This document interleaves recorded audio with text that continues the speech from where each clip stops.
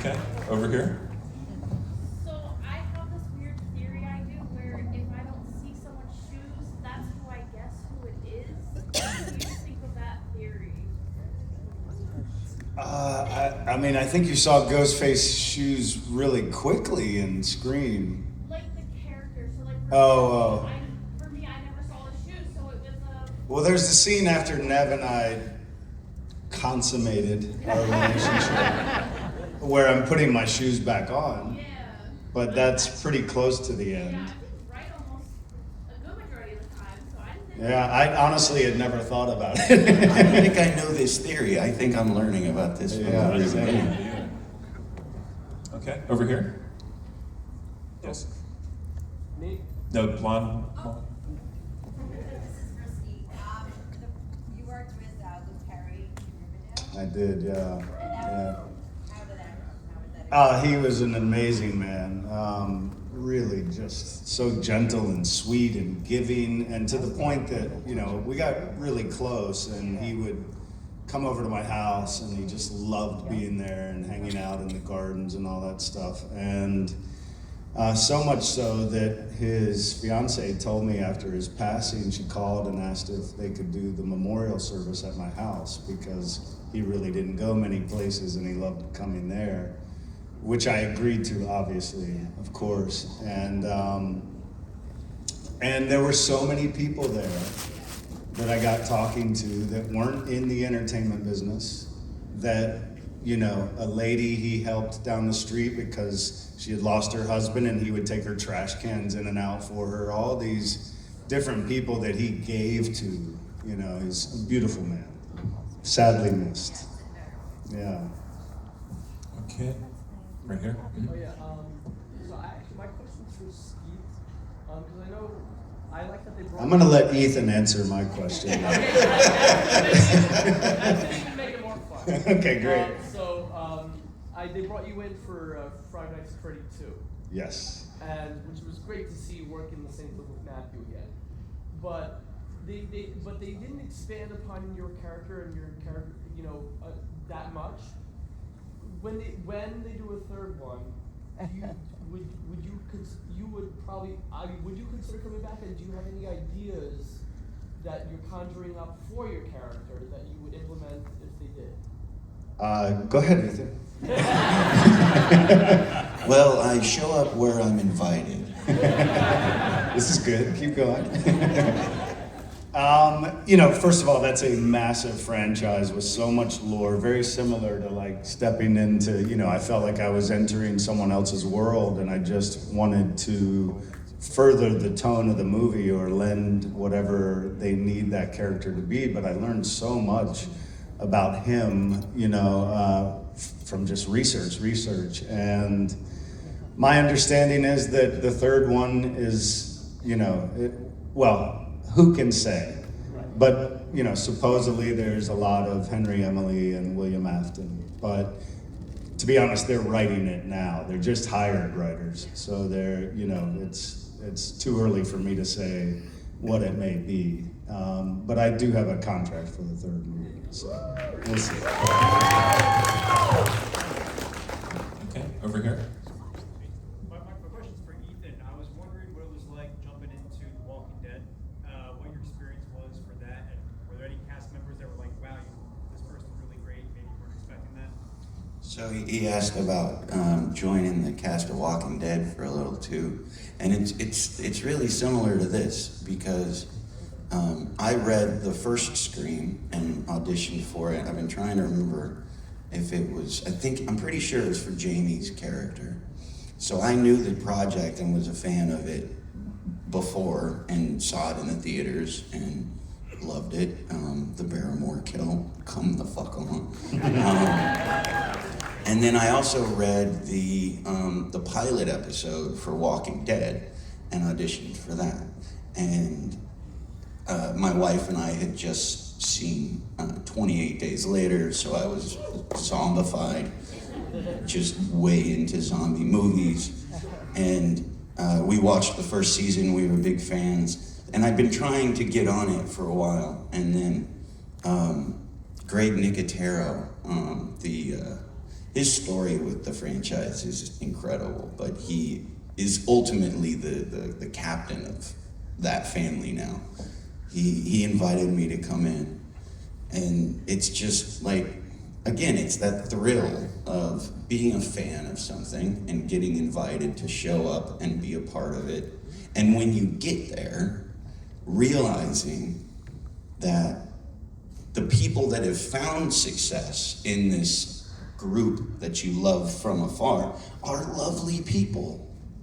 And you show up, and sometimes when you're coming in out of something that's established, it's a lot like going to school, like the new kid at school, you know? And on both Walking Dead and on the Scream experience I had, like, the best way I could describe it is I wasn't eating lunch alone. Like, they immediately let me in, you know? I saw a couple of the legacy characters at conventions between shooting it and the release, and they all come up and they're like, welcome to the family. And it's so welcoming and so lovely. Nev, God, what a cool lady. So, yeah. Right here. Hey, question for Skeet. More of a behind-the-scene question. In the first Scream, did they ever let you guys know who was doing the kills and what costume, like who actually killed Casey and who actually killed Tatum? Did everybody hear that? Sorry, I'm screaming in this thing. You know, to be honest, Kevin Williamson never even decided when he wrote it. So we never even discussed it. It was not, it didn't, you know, you have to remember that while all that stuff's going on, Matt and I are trying to play innocent characters or lead you to believe we're innocent, or in Billy's case, lead you to believe it's gotta be him, but it's too easy, it can't be him. So we were more focused on that than, you know, who did what. So really it's fan theory.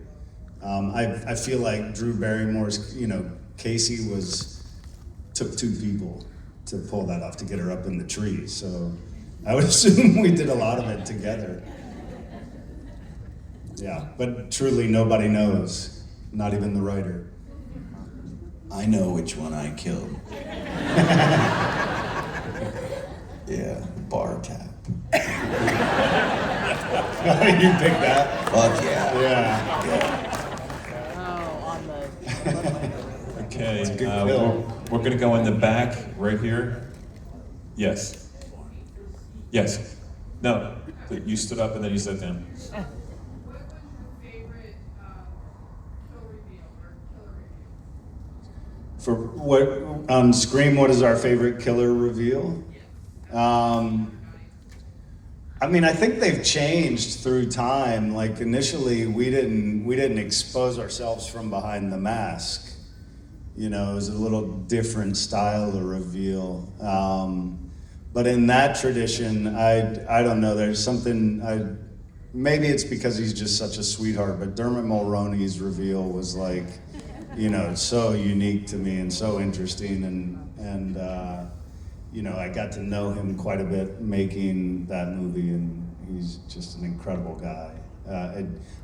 We shot in Montreal for 6, I guess it was, and I had filmed all my stuff, and then we had a press day on the Sunday, and this was during COVID, and I tested positive for COVID like after I had finished work, but before this press day. And I had spent a couple of hours with Dermot at a dinner a few nights before, and with a lot of people, and we hit it off. And anyway, he heard I got COVID, and he was like, look, I'm on the way, called me, he's like, I'm on the way to CVS, I'm gonna get you set up, get you everything you need, you know, and really just took care of me.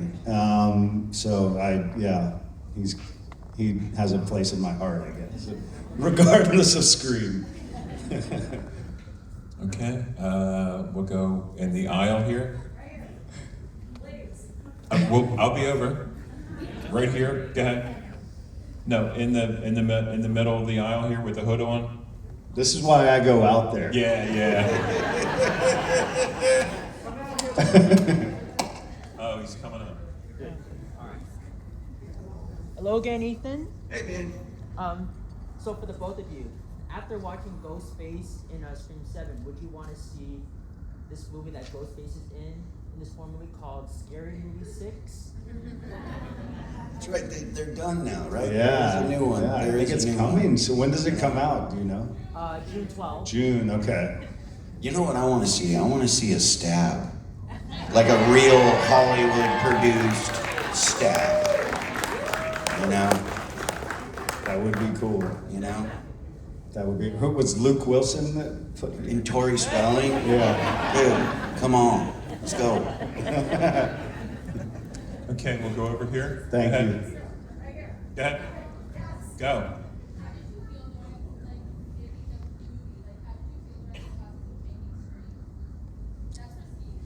Oh, I mean, it's for either of us. But